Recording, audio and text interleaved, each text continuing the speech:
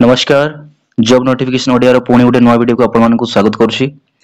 देखो जो केंद्रीय विद्यालय जो केवीएस एवं नवोदय विद्यालय जहाँकि एनवीएस तरफ जो 14,000 रु अधिका जो कौन बाहरी टीचिंग एवं नॉन टीचिंग वैकेंसी बाहरी तार एग्जाम नोटिस आसी।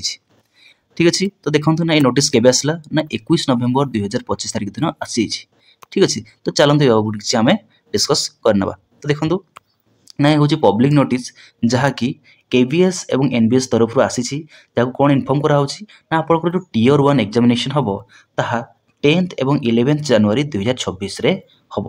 ठीक अच्छे से नोटिस कौन कहते ना 10 और 11 जनवरी 2026 यार एग्जाम कंडक्ट करा।